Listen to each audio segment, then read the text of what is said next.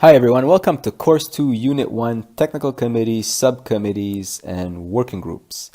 I'm really excited to get started with this Course 2 because we're getting very close to your day-to-day work as a committee member or as a working group expert. So the questions answered in this unit are the following. What's the typical structure of a technical committee or a subcommittee? What's the role of a technical committee or subcommittee? What's the role of a working group? And what's the difference between a committee member and a working group expert? So keywords coming out of this slide are technical committee, subcommittee, working group, and hopefully at the end of this unit, you will understand what each represent. So before going forward with this Course 2, I highly recommend that you complete Course 1 just so that you understand the building blocks of the standard development process. So the Course 1 is available on our ISO training channel. And again, I highly recommend that you go through this Course 1 before continuing with the next courses. So getting started with this unit, what is the typical structure of a technical committee or a subcommittee? Well, here it is for technical committee. So in dark red, you have the technical committee, and in the lighter red, you have the working groups. So each technical committee has a chair driving the consensus process within the technical committee. That chair receives admin support by the secretary, and both constitute the secretariat of the technical committee. And each of these technical committee have a scope that you could find on the ISO.org website, which defines the boundaries in which projects may be developed. And so this scope is approved by the Technical Management Board. At the working group level, we have conveners driving the consensus process. And inside these working groups, he's driving the consensus process among experts, which are working on the actual technical documents. So for the moment, remember that at the technical committee level, the committee members take key strategic decisions.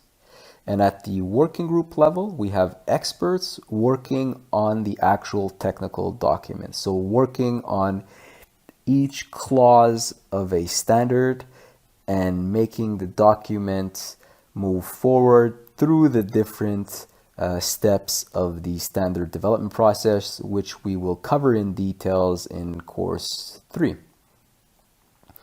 So remember I talked about a scope being assigned to a technical committee. Well, when that scope becomes too large, it may be divided into smaller scopes, which are then assigned to subcommittees. And a subcommittee will operate in the exact same way as a technical committee with its own chair and secretary, driving the consensus process, and its own working groups, which develop standards. So the subcommittee really functions exactly the way as a technical committee, and they are created when the scope of the parent technical committee becomes too large, so unmanageable. Subcommittees are created so that the work is better structured and organized. So here's one of our useful slides to remember. So it provides you an overview of what we just discussed with the technical committee, subcommittee, and the various working groups. So naturally, if there are no subcommittees, then we simply end up with the first structure that I shared with you, where the working groups report directly to the parent technical committee. So the second question, what's the role between a technical committee and a subcommittee? So as I said in the previous slide, technical committees or subcommittees take key strategic decision to overview the development of standards under an approved scope. So example of these key strategic decisions are the approval of title and scope of the technical committee that is submitted to TMB for approval.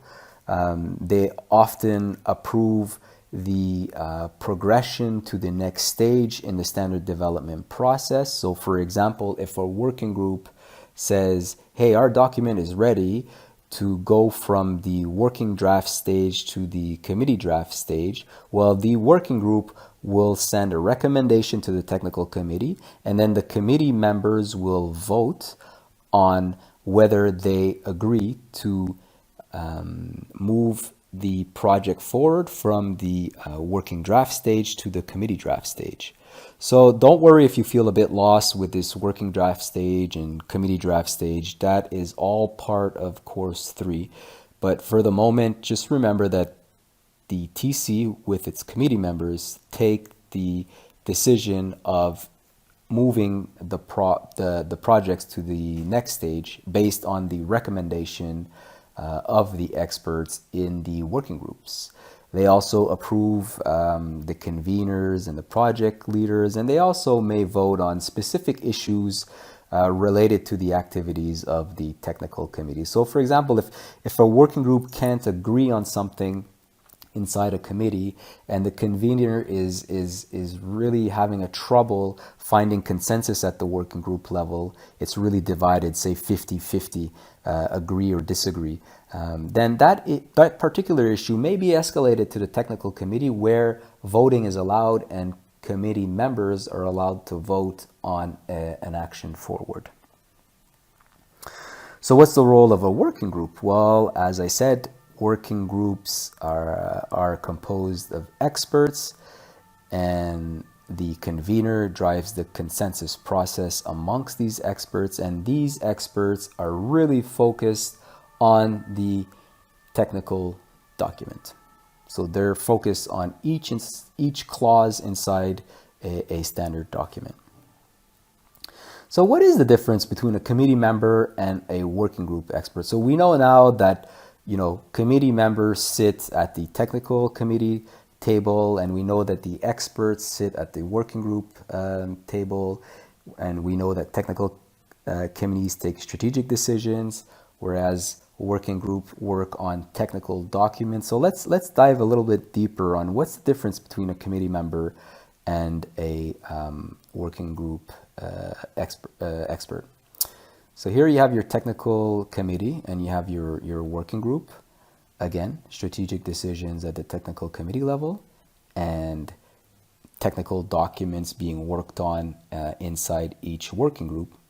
So the big difference between both is at the technical committee, we have committee members taking strategic decisions, but these committee members each represent one country, and it's one country, one vote, and the vote is taken by the head of the delegation at the plenary session.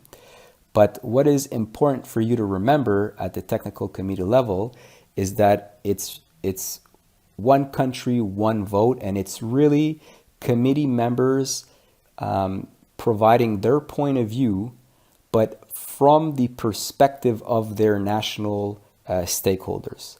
So they essentially go back to their country, or rather before a plenary meeting, they will gather the consensus at their national level, and the head of delegation will be appointed by the National Mirror Committee of that country to represent the country at the ISO plenary, and that committee member will vote on key strategic decisions based on its country point of view. Whereas in the working group, we have experts working on the technical documents, but they really work in their own capacity, so in their own individual capacity. They don't represent necessarily their country. They're well informed of their national position, but they are really appointed by the ISO member to these working group because they are experts and they will bring added value expertise to the document. And the working group via the convener will make recommendations to the technical committee for each country to vote on and take action. So that is the summary of this unit. I hope you now have a clear understanding of the difference between a technical committee, a working group, and their respective members. And I'm looking forward to speaking with you in the next unit. Thank you. Hello everyone, welcome to Course 2, Unit 2, Other ISO Committees and Groups. So in this short unit, we'll try to answer the following questions. So what is a project committee? And more importantly, what is the main difference between a project committee and a technical committee that we talked about in Course 2, Unit 1? We'll also briefly cover and explain what are advisory groups and ad hoc groups within the ISO systems. So as usual, we recommend that you don't skip any steps. So please go through Course 2, Unit 1, which provide the basic information to understand what's a technical committee, a subcommittee, a working group, and what are the differences between these different groups. So that's quite important before we get into project committees, advisory groups, and ad hoc groups. So we encourage you to go through that unit before moving forward. So moving forward within this unit, let's start with our first question. What's a project committee? So you may remember this slide that we introduced in the previous unit, with the exception that now, instead of having a working group under a technical committee, we actually have a working group under a project committee. So what is this project committee and what's the difference? Well, it turns out that there's not much difference between a project committee and a technical committee. Both have a secretariat with a chair and a secretary. Both have committee experts representing their countries and taking key strategic decisions. Both are approved by TMB and work under a well-defined scope. In its working group, if the PC chooses to create a working group, the experts also work in their personal capacity on the technical clause of a document. And this working group will escalate recommendations to the parent project committee for action. So the main difference between a technical committee and a project committee is that the project committee is approved to work on only one document. So when they're done with their work, the PC will get disbanded. A PC may choose to be transformed into a normal technical committee, but the rules apply for the creation of this new TC. So a new proposal must be submitted and be approved by all the ISO members and the TMB. So the normal process applies for transforming this PC into a new technical committee that will have its scope and will be able to take on additional projects if it's relevant to do so.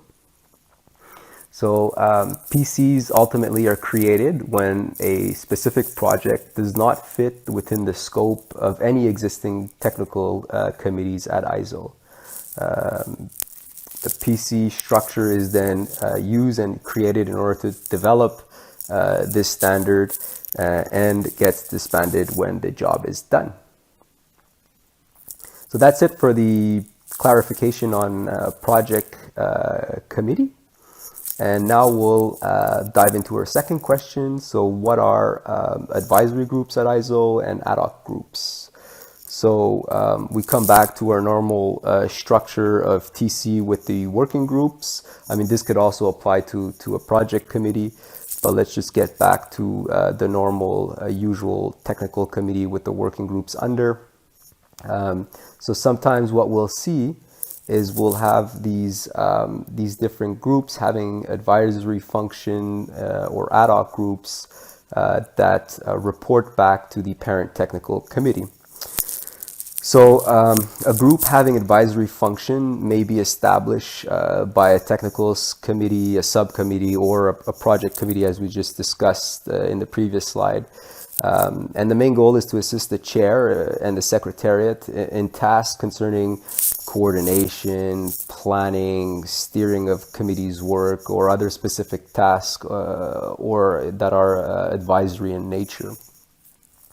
So the tasks allocated to such a group may include, for example, making proposal relating to the drafting of publications, but shall not include preparation of such documents. The documents must be developed in the actual working groups, but it's just these advisory group are allowed to work on preparing the development of such documents.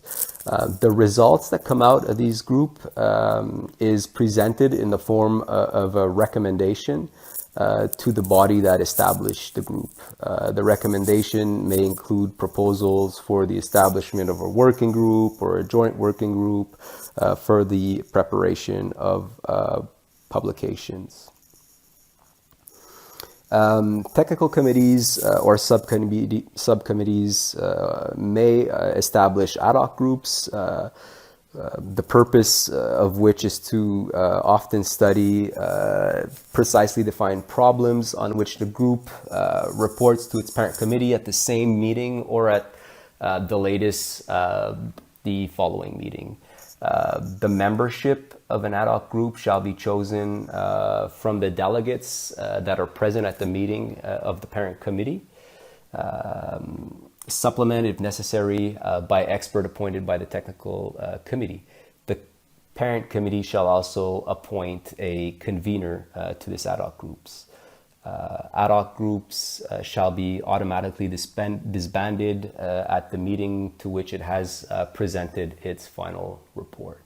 So we see examples here on this slide of advisory groups and ad hoc groups that can be created under the parent committee. So in this case, under the technical committee, the chairman advisory group is a common group that is created at ISO, and it's an advisory group that, as the name suggests, provides advice to the chairman. So, for example, on the strategic business plan or on different preparations of projects.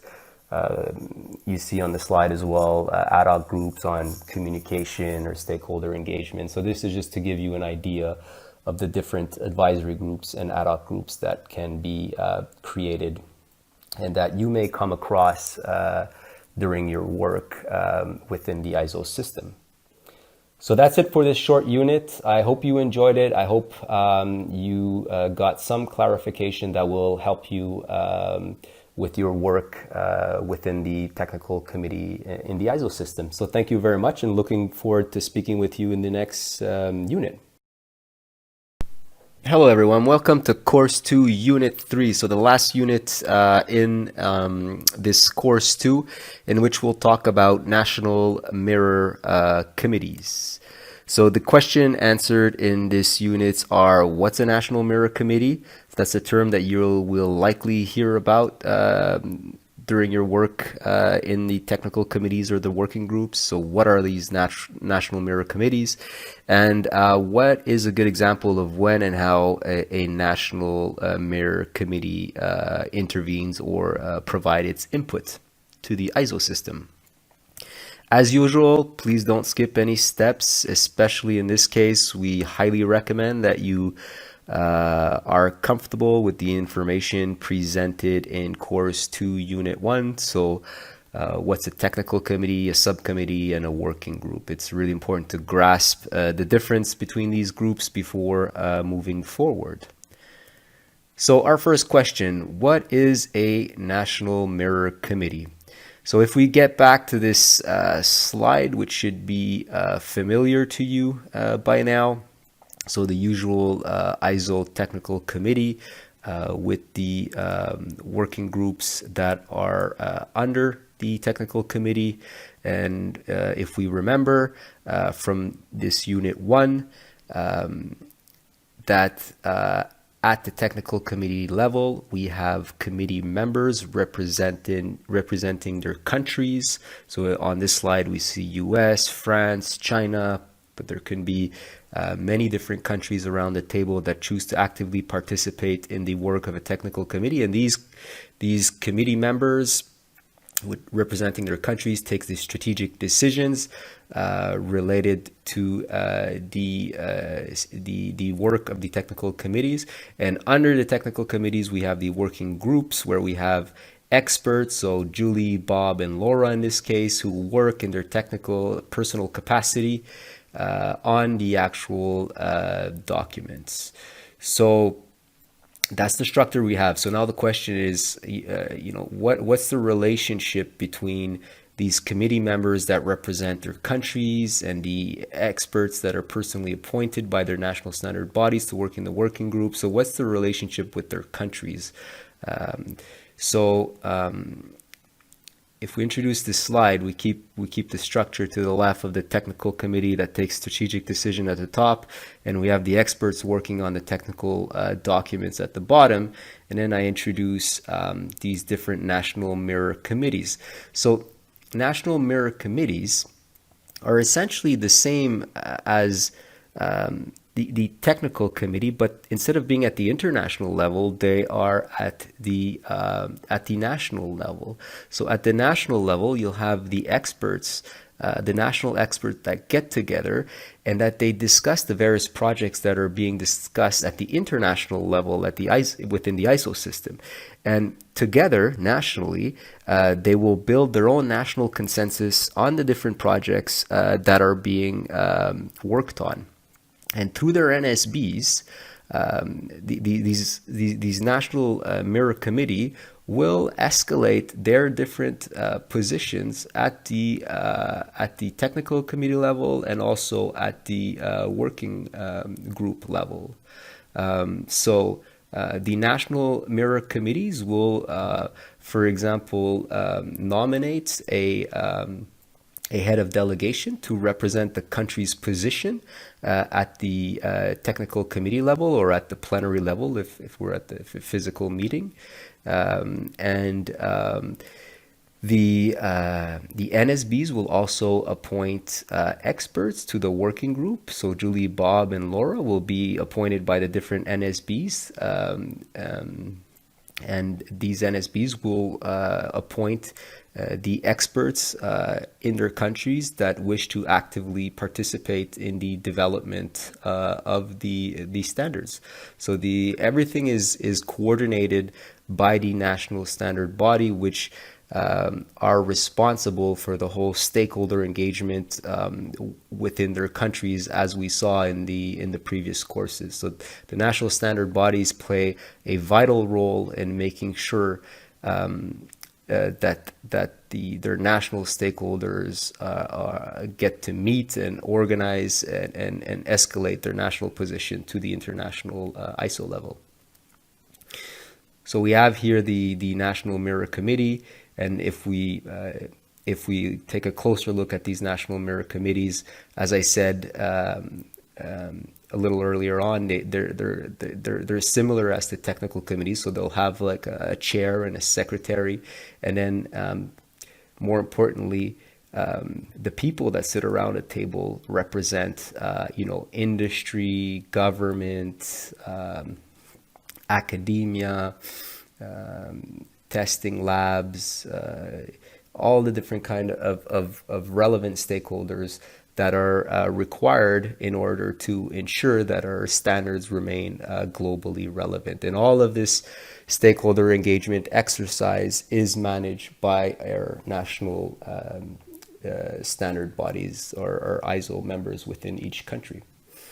So I hope this helped you understand a little bit more how the national positions are created and how these national position through our ISO members are escalated to the ISO technical committee at the international level, where the different documents will be discussed with the positions from all the different countries that choose to actively participate in the projects. So that's it for course 2. I hope you've enjoyed it. And in course 3, we will be looking into more details on the actual standard development process. So the different stages that you will encounter during your work within the technical committees and the working group. So thank you very much for your attention, and looking forward to speaking with you in the further course.